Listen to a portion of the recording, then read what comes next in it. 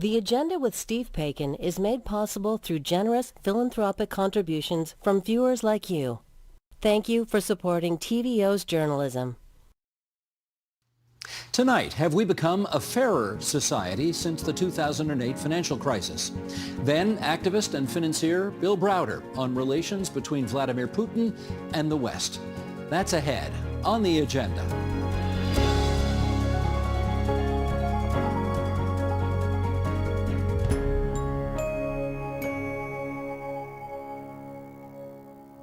The first episode of The Agenda aired in September 2006. 2 years later, we were in the midst of the great financial crisis. From there, the Occupy movement put the concept of the 1% and the issue of inequality front and center. In the nearly 2 decades, we've been having conversations about the economy and politics here on The Agenda. Have we become a more or less equal society? Have we become a more or less fair society? Let's look back and take the long view with, in Nepean, Ontario, Armin Yalnizyan, Atkinson Fellow on the Future of Workers and business columnist for the Toronto Star.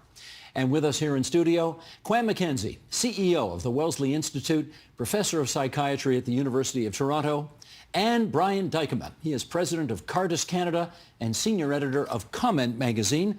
And it's great to have you here, Quam, back for your umpteenth appearance. First time for you? First time. First time, just in the nick of time. There we go. And Armin, as always, a delight to have you on the line from the nation's capital. Okay, we'll just put some background in place here. In the year 2024, the gap in disposable income between the richest 40% of Canadians and the bottom 40% of Canadians grew to 47%. That is the largest gap since StatsCan began recording it more than a quarter century ago. And the top 20% of Canadian households controlled almost 65% of the wealth, while the bottom 40% held only 3.3% of the total wealth. According to the Parliamentary Budget Office in 2024, the richest 1% controlled nearly a quarter of Canada's wealth. But in what has become a standard measure for income inequality, the Gini coefficient, I dream of Gini. The Gini coefficient, the story is a little different. Since 2006, it has remained relatively stable and even got better starting in 2020, as that chart, which folks who are watching on television can see. All right, let's get into this. Armin, start us off. As we suggested, this program debuted in 2006. Have we become a more or less equal country since then? I would say less equal since 2006, but in the interim, we saw a little bit of improvement in inequality. And the Gini coefficient measures what's happening right in the center of the distribution. The real story is what's happening at the two ends of the distribution, and that's what we should be talking about. And we shall. Quam, what say you? I think we've become more unequal. I think we've become more unequal in a number of ways. We've become more unequal from an income and wealth perspective. We've become more unequal with regards to opportunity. We've become more unequal with regards to health. And we've become more unequal with regards to whether people are living dignity. So I think we've become more unequal in many ways. And it's not an even distribution, as Armin said. So racialized populations, younger people, so under 35s, they're the people who've been really taking the brunt of what's happening. Much to pick up on there. Brian, what do you say? I think in some ways we have. I think the question of inequality is not necessarily the best one to ask. There may be occasions where people are making lots of money or doing very well. LeBron James is one example, but there's no way I'll be equal with him playing basketball. And I think there are some things that's fine. I think what we should be concerned about is the prospects and the quality of life for those who are most vulnerable and at the lowest end of the sphere. That's what I'm most interested in, are those who are the poorest and the most vulnerable. Do they have opportunity, and are they being taken care of? And more importantly, do we have the structures in place that allow those people to thrive? That's what I'm most concerned about. Well, let me follow up. Let me answer. Yeah. Let me get you to answer those questions. And I think on that, we've got lots of work to do. As Quam said, I think there are some major challenges between the old and the young, and there's growing inequality there. And I think in Canada, there's some significant challenges with inequality amongst those who have university degrees or college certificates and those who are working class. And I think we've seen some major changes there. And so hopefully we'll have a chance to discuss that. But that's where I'm looking. That's the plan. Okay, I want to ask this next question, acknowledging off the top that it may be a distinction without a difference, but maybe there is a difference here. Armin, what matters more here, reducing poverty or reducing inequality? Well, to Brian's point, I mean, I think there isn't a person alive that doesn't wish to make things better for the most vulnerable, but I don't think you can pay for it unless you ask those at the top of the spectrum to actually put their shoulders to the wheel a bit more. To all the points that you raised in the opening segment, there's more money than ever sloshing around at the very top end of the distribution. And like we're constantly told that the cupboard is bare. We can't do it without us all pitching in if we're going to deal with the issues of the vulnerable and all the groups that Kwame and Brian both identified. Brian, is that a distinction without a difference, reducing poverty versus reducing inequality? No, I think they're both important, and sometimes inequality can be a marker of the things that cause the poor to be there. And I would say in Canada, that is one of the cases. I think where I disagree with Armin, and this is a conversation we've had for a long time, even in our own offices at Cardis, is that I think one of our challenges is that we often think that we need to redistribute those things through the state, through taxes and what have you. And I'm not sure that some people talk about trickle-down socialism. I think the same thing applies at the policy level. And I think we've seen that in Canada with a number of policies that we said, okay, we're going to redistribute things. We're going to use the state to do that.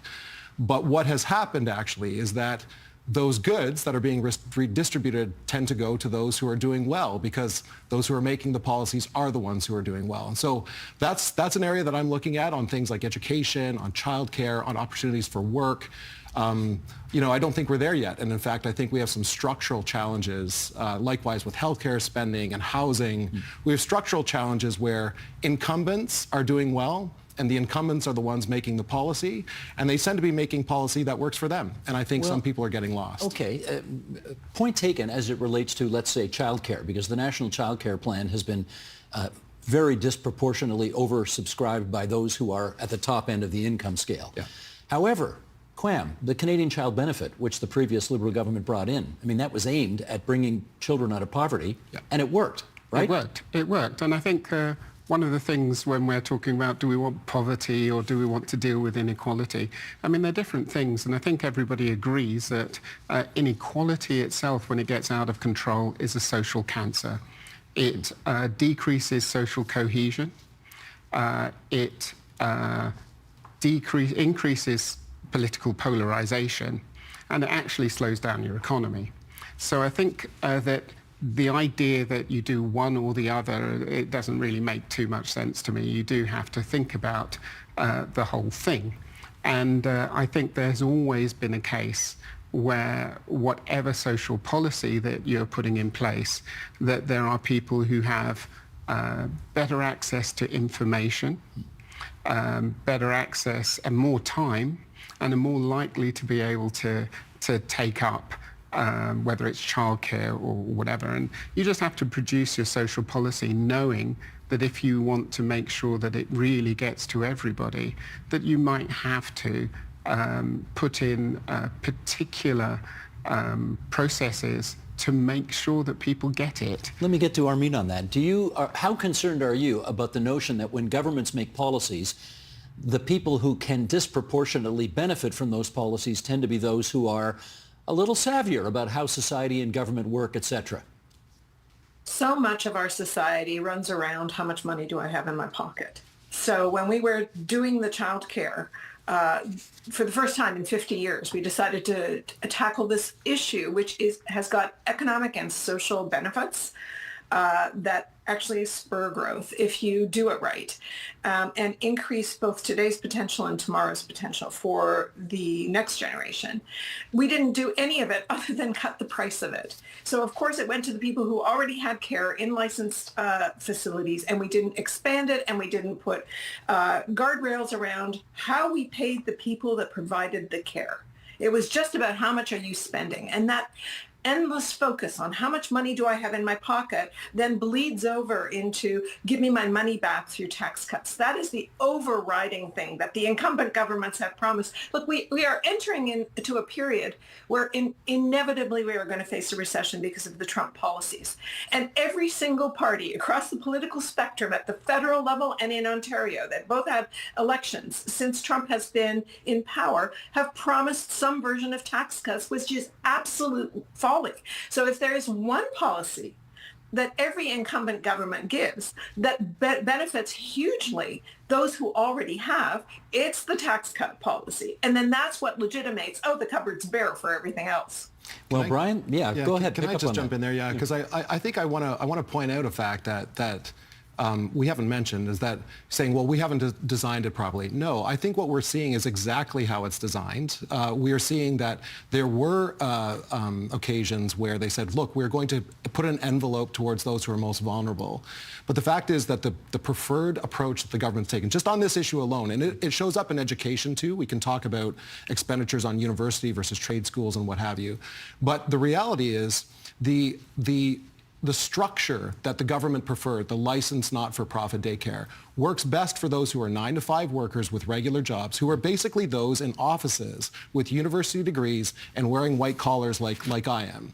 And so it's by design. A licensed not-for-profit is 2 to 3 times less likely, 200 to 300% less likely to offer evening or morning care early, which is the people that are working the shifts, providing that care for those who are old in retirement homes or what have you, don't get it.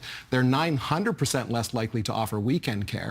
And so the reality is it's not designed for them. People who need it, the working class, simply opt out and they get nothing through it other than through the CCB, which was a great program and something I think all three of us... The Canadian Child Benefit. Exactly. We don't like acronyms here. Okay, sorry. Thanks. I want to move on to the politics of inequality here because I want to play 2 clips.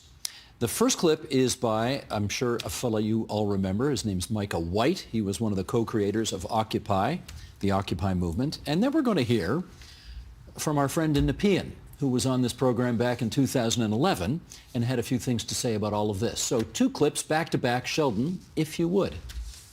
At that time, it sounds naive now, but they had toppled the Tunisian dictator. They had toppled the dictator of Egypt. We thought we could topple the financial dictator of America.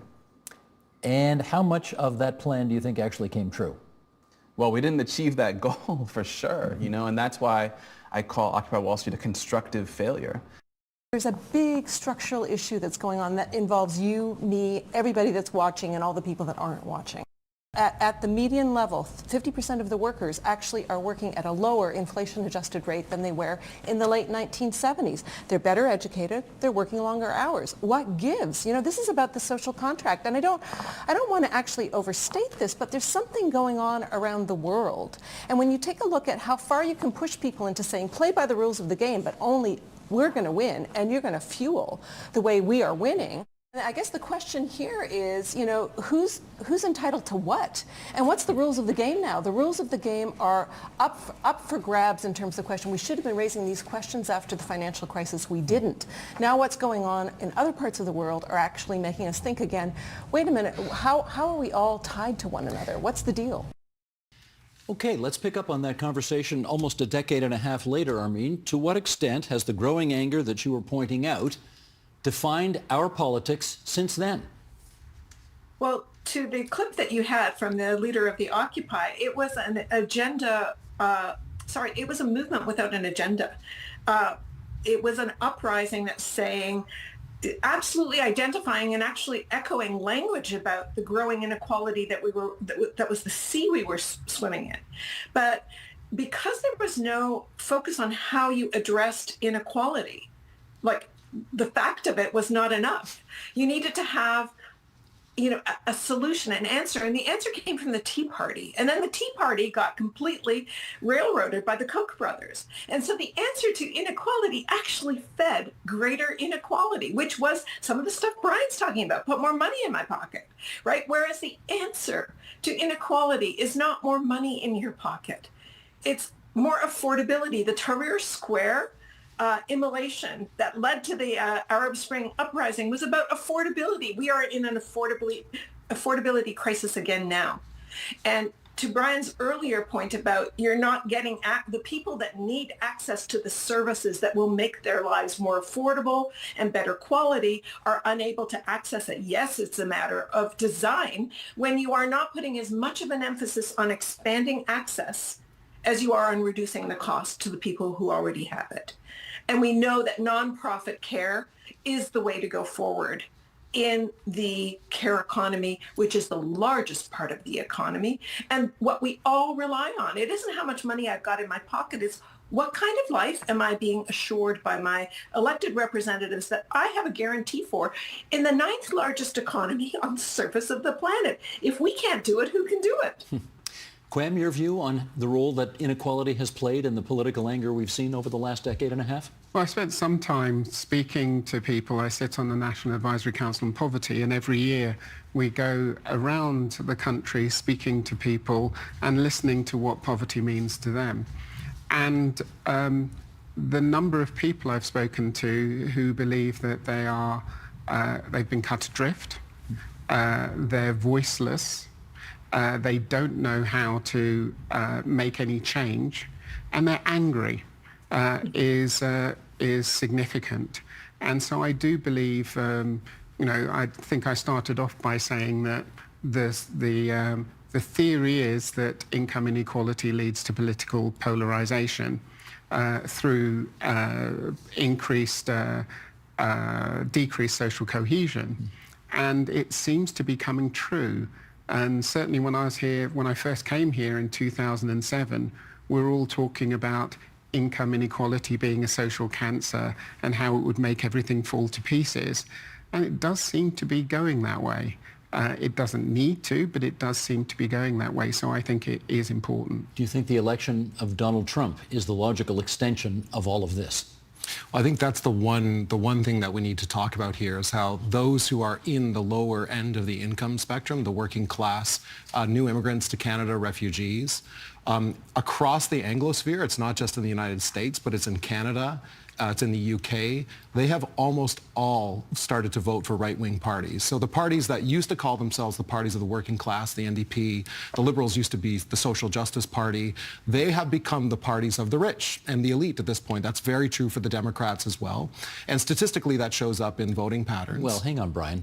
All the bro billionaires are with Trump, except for the richest guy in the world until last week. But they've all, the richest people in the world have all been with Trump. Yeah, but there are very few of them. They don't throw a lot of votes. But if you look at the votes who get people put into positions of power and the voters as a block of those who are on the lower income, they're absolutely going to the right. And so I've got a good thing to say about that and a bad thing to say about that. The bad thing is, I think, that we've seen the right in some places adopt the same type of binary lens on which to view politics, which is victim and oppressor. And they've adopted that, the sort of victim mentality. And I think that's a net loss. I think that leads to the polarization that Quam was noting.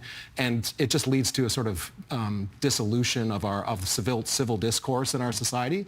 But what I think is good, though, is a recognition that the right that used to say, look, all we need to do is just let business take care of things. No, they're realizing actually that in order for people to be successful and to thrive, there are a whole host of other institutions, families, access to education, safe communities that allow people to do that.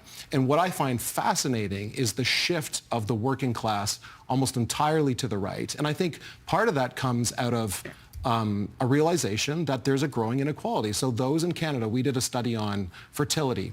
How many babies do people have and how many babies do people want? And in Canada, which is unlike many other places in the world, getting married and having children is increasingly the province of the rich.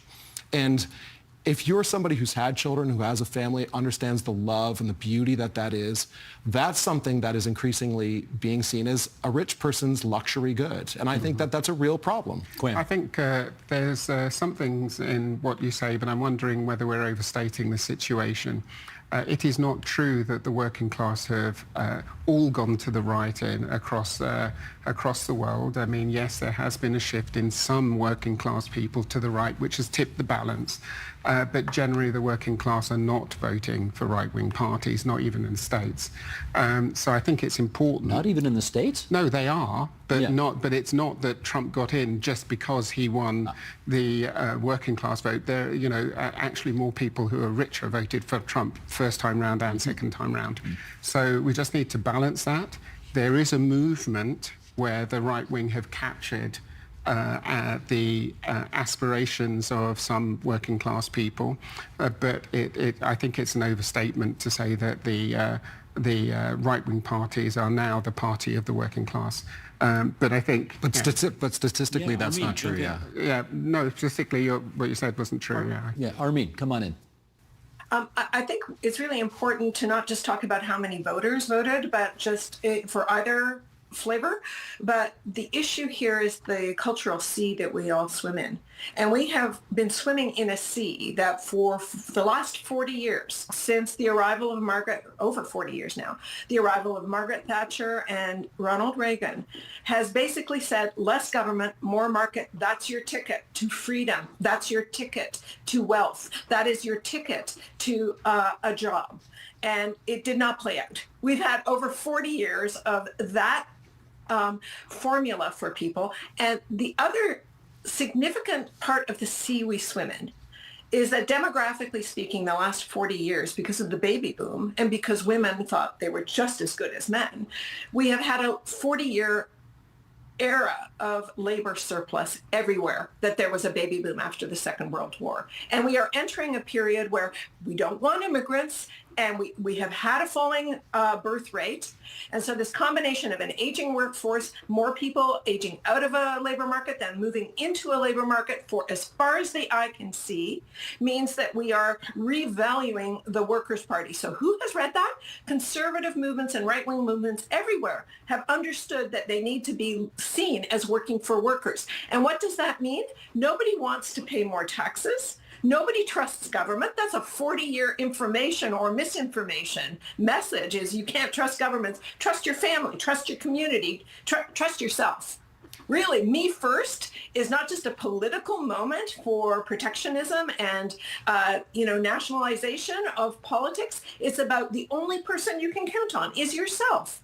And that may be true because all governments are doing is giving your money back instead of doing what they need to do to work for you.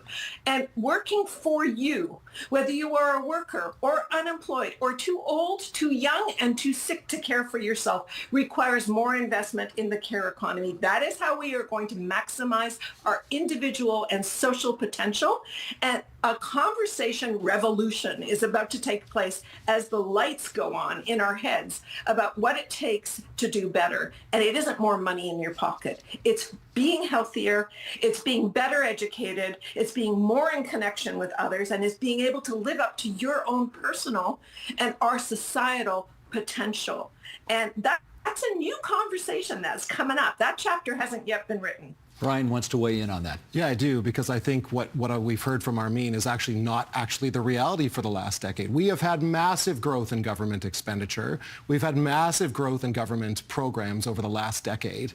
And we're worse off now than we were a decade ago. And so I want to say, and forgive me for bringing out my liberal arts here, but I want to say I'm on Team Mercutio, a pox on both their houses, the trickle-down notion of capitalist economy where you only give it to the richest, or if you just get the state to do it and you let the state do it. Neither of them are working. Neither of them are working. We have had over a decade of a liberal government that has spent more and more and more, and things are worse today than when they began. For my kids who are 18, for young people in their 30s, what we need is a realization of what is the role of the state, what is the role of the economy, and how do those things foster the rich lives that we all want, families, communities, arts and culture.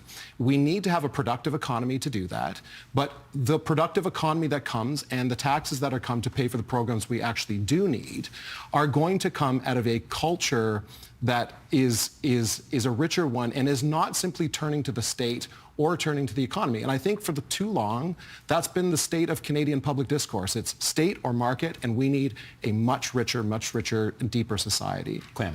Over the last years, if we look at where we were and where we are now, we might say that things have got worse. But one of the things that was interesting about the diagram you showed about the Gini coefficient, it showed that there were fluctuations. It showed that we'd actually, so one thing about the Gini coefficient, when you get to 0.3, if it goes over 0.3, you have an impact on health. So that's when you start getting increased infant mortality, increased chronic diseases, and lower life expectancy when you get above 0.3. Where are we now? We're at about 0.3, if you can believe the Gini coefficient, because as people get richer, they hide more of their income. And so the Gini coefficient over a period of time has become less useful. But the interesting thing was when you look at the first part of the pandemic, when they brought in the CERB, the Gini coefficient dived. And we got to a point where in many ways, and also if you look at poverty levels came down to, I think, 7%, lowest in history. But we were in deficits of $300 billion. You can't do that every day. No, you can't. But part of that was because of the CERB. Part of that was also because of the economic situation that we found because of the pandemic. But the interesting thing was that we have had fluctuations where we have been able to make things better. So if we just look at where we were and where we are, we say, hey, everything's got worse. Not everything. Yeah, no. But everything hasn't got worse. Yes, that's true. Yeah, a lot of things have got better. Up until 2 years ago, we were starting to see significant increases in our life expectancy. Actually, as Armin said, there's a lot of money in Canada, and Canada's a great place to be, right? Well, and so there are loads of positives, and we have to think of how we balance that rather than trying to sensationalize where we are. When we played that clip of Armin earlier, particularly eagle-eyed viewers may have noticed when they went to a foreshot that there was somebody in the bottom left-hand corner who was a mere journalist back then, but who may actually be sitting at the cabinet table today. And that, of course, was Chrystia Freeland. Here's what she had to say about this and more back in 2011. Sheldon, if you would. It's part of what is sort of paradoxical and difficult about what's going on, because actually income inequality between countries is decreasing, and that is terrific. You know, one thing that we're seeing is hundreds of millions of people, particularly in India and China, who are living in absolute poverty being raised up. That's terrific. What makes this a more difficult and complicated process is that at the same time we're seeing stagnation for the middle class in the Western industrialized countries. And what is sort of a scary conclusion for me is maybe these processes aren't disconnected. And, you know, maybe this global super elite are the ones who are figuring out the most how to kind of ride this wave of globalization and technological change. And then the people at the very bottom in the whole world are also benefiting. The people in the middle, who happen to be most of the people in Canada and the United States, are getting squeezed.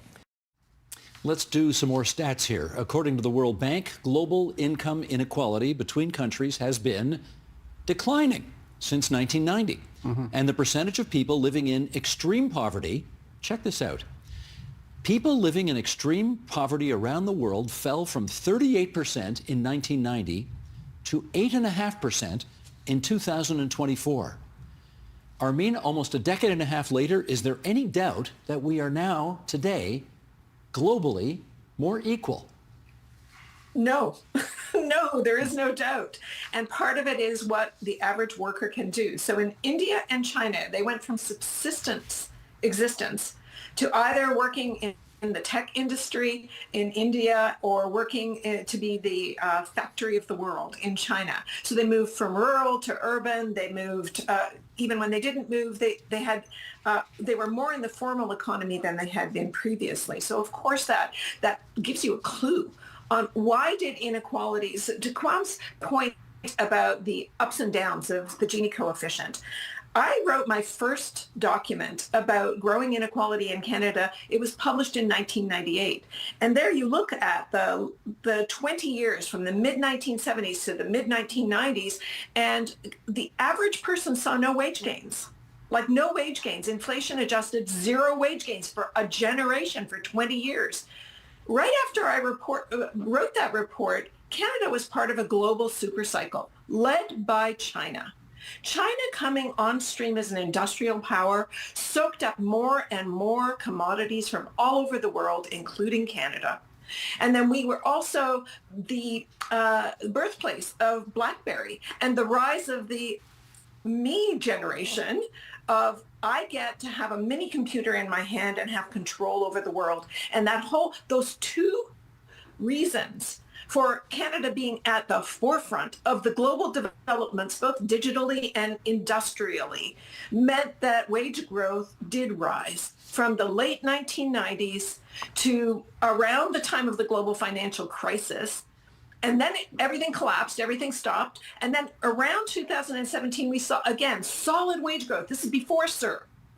Solid wage growth because of the demographic squeeze play I was telling you about earlier, that we know when you have less labor, you have to pay more for it. And across the entire income spectrum, we saw a massive change in the composition of what kind of jobs were available for people. And of course, it's working people that pay the taxes for the services that everybody needs. And to Brian's point, we're spending money like a drunken sailor. Well, that's what happens when demographics comes to town. It's the slowest moving train on the planet, but you're going to be spending more on the elderly. You're going to be spending more on care. And if you have, as we do in Canada, half the working population on payroll are women, you cannot afford to let most of that care for raising kids, taking care of people that are sick, taking care of people that are elderly. You can't lose a significant part of your payroll because we're now doing more unpaid care. So, pick a lane. You want slowing economy, you go for it. Make it family first. But if you want to not go into long-term decline, you need to support the population. There is a silver lining in this, which is that the care economy is the juggernaut in our economy. And yes, we're paying for it collectively, but we can pay for it collectively, both publicly and through nonprofit mechanisms. We do not have to pay for it collectively through profits that get siphoned offshore. That's our choice. With just a couple of minutes to go here, can you tell us, Brian, where you believe we are better off today than we were 2 decades ago?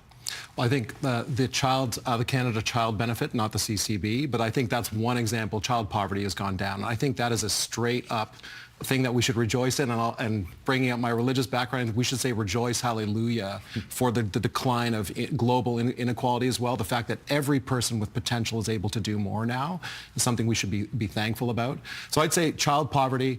I think there's a growing realization too that some of these questions that have framed our dialogue, and which I think continue to, about more states or what have you, that we're going to need better solutions to that are going to be more complicated, and that we're going to maybe need to redistribute the way we do policy to give people more agency. And the focus, I think, is going to be on the need for greater equality of agency amongst those who don't have it right now, who feel like they're cut off. And I feel if we can master that, and I think some of that is going to mean it be typical conservative stuff, which is getting rid of regulations, allowing people to do the things they're capable of doing.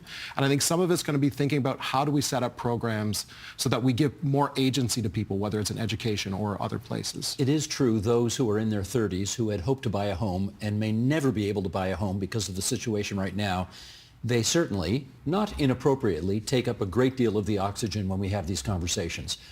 But I guess we should not let that obscure the fact that there are some victories out there, are there not? And where would they be? What do you want to tell us? Well, I think that we've got lower levels of poverty, definitely, since 2006. We have lower levels of inequality in the world.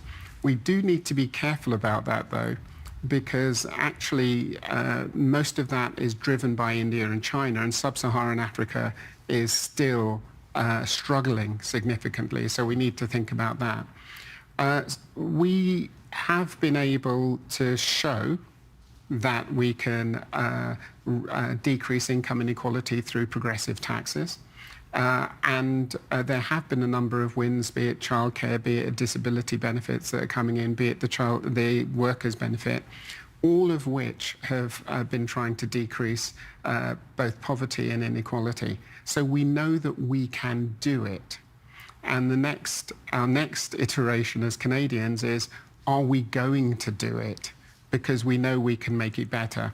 I personally think the idea of decreasing regulation in order to somehow produce a better Canada is probably a bad idea. I think governments are there to govern. I think you do need rules. Otherwise, you get the unfettered capitalism, which I think is problematic. But I do think that we don't need to forget that we are one of the greatest nations in the world. And this is, people like me choose to be in Canada because we believe that increased equality and increased opportunity in a diverse multicultural population is the way to move things forward. And we believe that the idea of turbocharging care and the care economy is really important and is typically Canadian.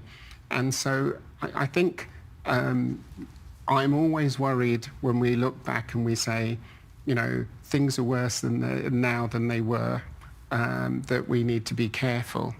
And I think that we need to remember that there have been a whole lot of successes. And lastly, on world, if you look at the world inequality, the world was less equal in 2025 than it was in 1925. Hugely less equal in 2025 than it was in 1925. And if we can flip the script and start saying, hey, what did we do to have a world that was more equal, back then? The world was more equal before the Industrial Revolution. What does that mean? I think we can think of pathways to making a better world, a more equal world. And we have to think about that because we have to think about consumption because we've got a climate crisis. Am I plumb out of time, or have I got 30 seconds I can give to Armin Yalnizyan to put a bow on this? Let's do that. Armin, go ahead. Last 30 to you. Okay, look, globally, we are firmly in an era of a politics of revenge, and there's lots of money behind making sure everybody's angry with everybody else.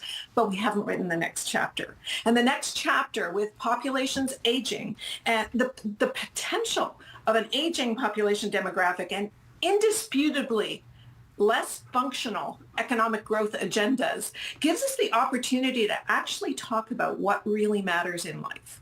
And it might be family and love and home, but it certainly isn't just GDP growth.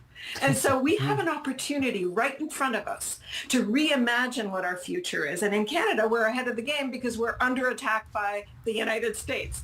And it has triggered a conversation about what really matters, what is an economy for, who is it for. I can't wait to have that conversation with all of you again. And I'm so sorry you're leaving, Steve, because this is the best way to have this conversation. I agree. Well, what are we going to do? Well, hang on, leaving the studio, but I'll show up somewhere else and I'll invite you back. So don't worry about it. It's going to happen. It's going to happen. I was thinking, Steve, but I was also thinking the agenda. I mean, I came here first on the agenda in, I think, 2007, 2008, welcomed as a newcomer without Canadian experience into the lives of intellectual lives of Canadians, and been looked after by the agenda ever since. And I'm incredibly happy to have been part of your journey, Steve. Mm-hmm. They can cut this if they want, but I am incredibly happy to be part of your journey. I need 5 seconds too, because I want to say, Steve, you absolute beauty. This is one of the top 3 public affairs shows in maybe the world, definitely in North America. I think we talk about the need for this stuff. It's all about institutions and having strong media institutions that allow plurality of voices together to have the hard conversations. You've done that. God bless you. And I just hope nothing but the best for you as you move on. Yeah. You are all far too kind. And, no, we'll see each other again. We're accurate. Let's get out of here. Can I get a 3-shot, please, Mr. Director? There we go. Quinn McKenzie from the Wellesley Institute, Professor of Psychiatry at U of T, Brian Dykema, Cardis Canada, Senior Editor of Comment Magazine, and the incomparable Armin Yalnizyan, Atkinson Fellow on the Future of Workers. You can read her in the Toronto Star on the weekends, and she's got the best vinyl collection this side of the Mississippi, or whatever that means. Anyway, thanks so much, you 3. Thanks, Steve. Thanks very much. Thank you.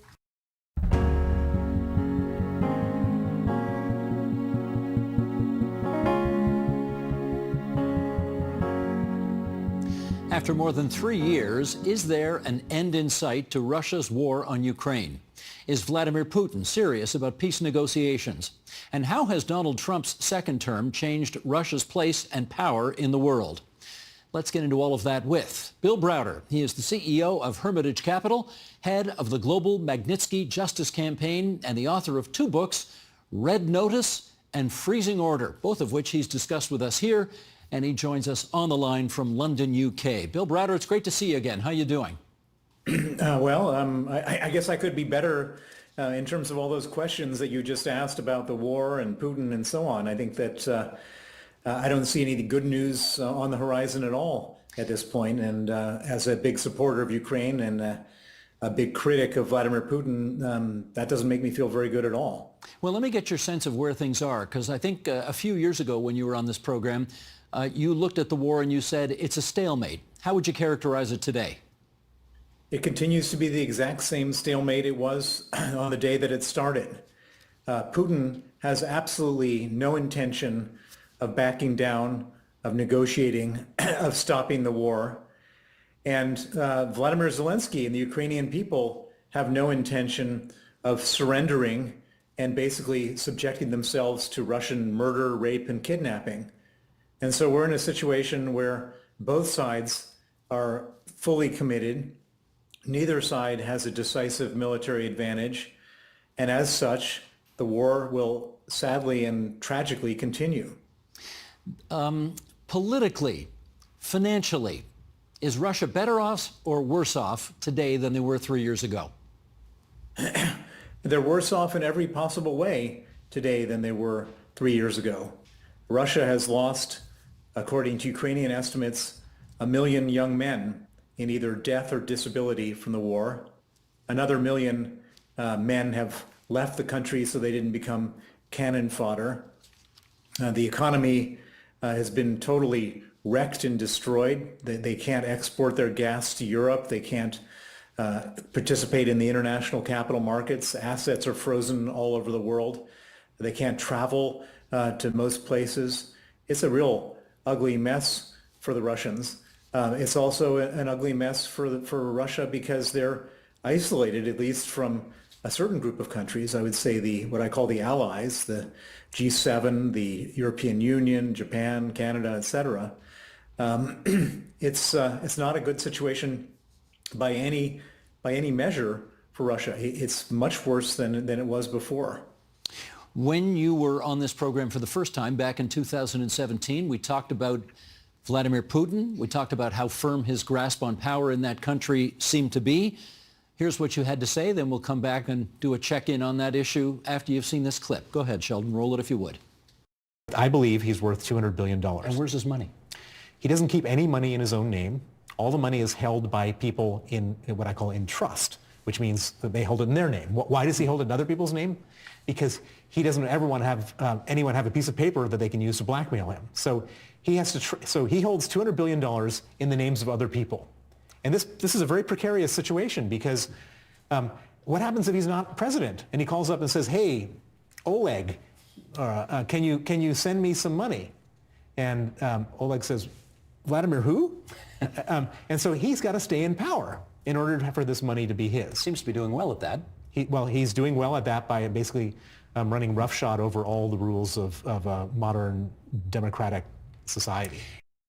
Let's get your take now on how firmly ensconced in power Vladimir Putin is today compared to when we last discussed that in 2017. What do you think now?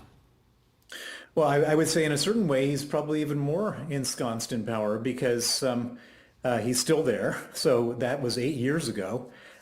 He's going to be president for life as long as he lives, and so he's there as much as he could ever be there. Now, the one thing I would say is that he's extremely scared of losing power. He's so scared of losing power that he sits at tables, 30-foot long tables, where people sit at one end of the table and he sits at the other. He murders his opponents. He murdered Alexei Navalny. He murdered Yevgeny Prigozhin, the head of the Wagner Group, and many other people whose names nobody will recognize. And so he's staying in power in a truly Machiavellian way, which is to run the country with an iron fist, to get rid of anybody who possibly threatens him, and to not put anybody as his successor, because that successor will then become the president much quicker than he would like. Maybe you could help us understand this conundrum, because you just told us a moment ago that you thought Russia was worse off in every way imaginable, politically, geopolitically, financially, militarily, certainly, socially, and yet Vladimir Putin is more deeply ensconced and in some strange way more secure in power than ever before. How can both of those things be true? Well, because Putin is no longer trying to win the love of his people. Before, you could argue that there was sort of carrots and sticks. The carrots, the economic benefits were available to people who were supporting him, and the sticks were there for people who weren't on his side. He now no longer can afford the carrots. There's no more gifts to anybody, and all there is sticks. And so he's gone from back in 2017, when I would say that he was running an authoritarian regime. He's now running a total dictatorship, a totalitarian regime, where there's no oxygen whatsoever for political opposition. There's no place for any type of independent media. There's no voices of any sort that are different from his voice. And so it's not as if he has the love of the Russian people. It's not as if all of a sudden he's there because everyone thinks he's a good guy doing a good job and they want him there. He's there in power because everybody is absolutely petrified that if they turn against him in any way, they'll either be put in jail, sent into exile, or killed. And so it's a power base that's secure until it's not. It's a very brittle power base. It's a power base which at any point can be unstuck. But as long as he's in power, as long as he's threatening people, he sits there. Does the status of the war on Ukraine affect at all, one way or the other, his ability to remain in power, in your view? In my view, the war is totally and absolutely determinative of his being in power. In my opinion, the reason that he went to war was because the economy wasn't doing great. He had been around for 23 years, and someone was going to blame him for their hardship. And so coming back to my Machiavelli comparison, he did what any good dictator will do if he's afraid of his own people, which is he finds a foreign enemy and he starts a war. So instead of people being mad at him, they can be mad at the foreign enemy. And so this war, in my opinion, is a war of distraction. This is a war to distract the Russian people from his own failings. And the problem for him is that in addition to it being a war on distraction, Russia is also a country where you cannot show any kind of weakness. And so for him, if he were to end the war right now, if he were to negotiate, if he were to compromise, that would be a sign of weakness. And if he showed weakness, particularly after he's riled everybody up into getting mad at this foreign enemy, they're going to say, well, why should you be leading us anymore? We're going to pick some other guy. And so for that reason and that reason only, he can't end this war, and he will not end this war. And if you look at everything he's said from the beginning of the war until now, he's not shown any inclination whatsoever about compromising in any way, shape, or form. And I don't believe he wants to end the war. His whole objective is total victory, is a Ukrainian surrender. I mean, presumably, though, if he controls all the levers of power in his country and he's sustained 1 million casualties, surely he could just simply say, you know what, we've won this war. We've got 20% of the territory of the former Ukraine.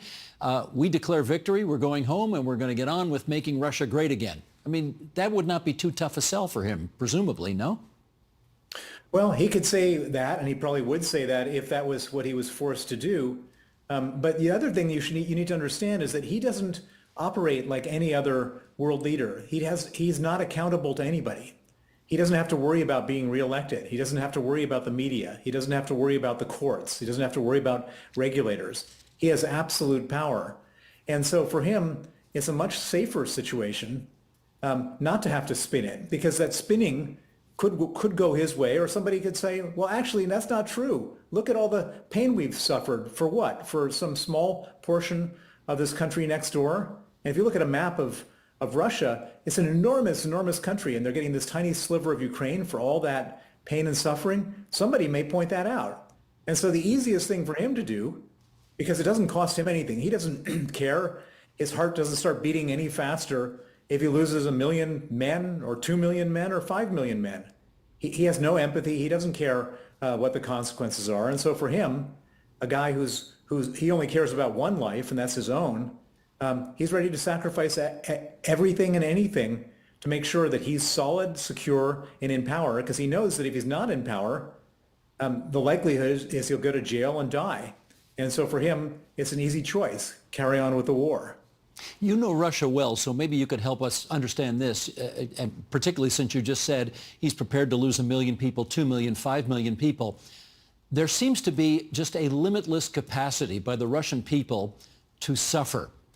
And presumably that is part of what allows him to keep doing what he's doing. Where does this willingness to suffer all kinds of harshness in life come from? Well, part of it comes from their own history. I mean, if you look back in Russian history, if you read any Russian literature, they've suffered far more than we have in the West. It's a country of great despair. You read Chekhov, Dostoevsky, any of these authors, and you see this goes back hundreds of years. And so that's the first thing. And the second thing is that they do suffer because they understand that if they raise their head above the parapet, something terrible is going to happen to them. And Russia is not the only country that has that type of scenario. If you go to North Korea, same thing is true. Probably very true in Iran today. And so you have all the sort of incentives and punishments to keep everybody down. And then you've got a long history and a culture where suffering was part of it. And so that's probably how it carries on.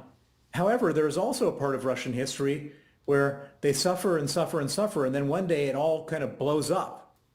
And we've seen that with the Russian Revolution, and we've seen that in other times. And so, Putin doesn't know for sure whether it's going to work out for him, as much as we don't know for sure if it will. And we've seen in other countries where dictators last a very long time, and then suddenly over a 1-week period, it all comes undone. We saw that happen very recently in Syria.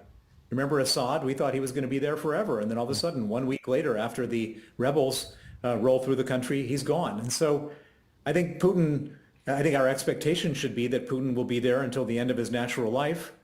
But anything could happen. But I think the probability of something happening other than that him dying in his bed of old age is probably pretty low. Well, in fact, we did see that in our lives 34 years ago when the former Soviet Union fell apart. Mikhail Gorbachev was eased out unceremoniously. Boris Yeltsin took over. This kind of thing can and does happen, but do you see any signs that it's, I don't want to say imminent because it's not, but are there any kernels of something that you can look at and say, could happen here? Well, the one thing I would look at is the famous march towards Moscow of Yevgeny Prigozhin, the head of the Wagner Group. Now, some of you will remember seeing that 2 years ago. And as I watched that, I saw something very interesting, which is that this guy who was head of this paramilitary group, the Wagner Group, got into a big fight with other people in the military establishment, took over Rostov, and then started marching towards Moscow. And what was interesting is that you didn't hear random people all over Russia say, this is outrageous, we need to stand up for Putin. They were putting flowers on the tanks and taking selfies with their cell phones. And what was even more interesting was if you subscribe to this app Flight Radar, you could see all these private jets taking off from Moscow and St. Petersburg. These were all the oligarchs that were all worried about getting hung from a lamppost if Prigozhin took over. And of course, we all know what happened to Prigozhin. He went down in his airplane, which was clearly exploded by Putin. But during that one brief period of time, it was over like a Saturday, half of a Saturday, everybody kept their mouths shut because nobody knew who was going to win this conflict, and everyone wanted to just know who the strong man was that they should report to. And that gives you some clear indication that Putin's grip on power is only as good as his ability to terrorize people so that they see him as the strong man as opposed to someone else.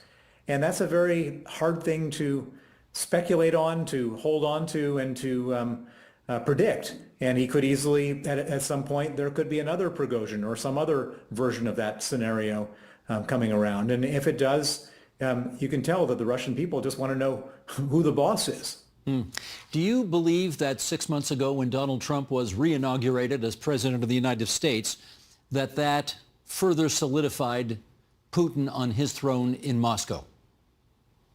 Well, that's certainly Donald Trump's intention, and that certainly is Putin is getting a huge benefit from that whole thing. Donald Trump was very negative throughout his whole campaign about Volodymyr Zelensky. He was always very positive about Putin. He didn't want us to continue to support the Ukrainians in their war. And that's what he said during the campaign. And that's what he has delivered in his presidency.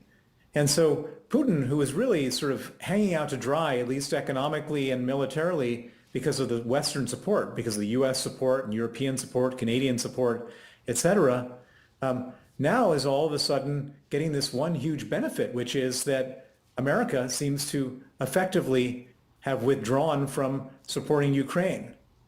America hasn't quite gone over to the other side in terms of openly supporting Russia, but Putin doesn't need America to openly support Russia. He just needs America to step back, and hopefully, and from Putin's perspective, hopefully that gives him the military advantage so he can succeed in a war that he has failed in up until now.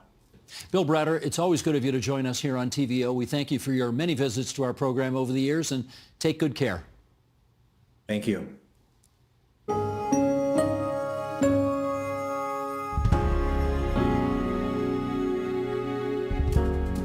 And that is the agenda for Monday, June the 9th, 2025. Happy birthday to the leaders of the Green Party of Canada and Ontario, Elizabeth May and Mike Schreiner. Tomorrow on the program, a look at the future of populism in Canada. I'm Steve Paikin. Thanks for watching TVO, for joining us online at tvo.org, and we'll see you again tomorrow.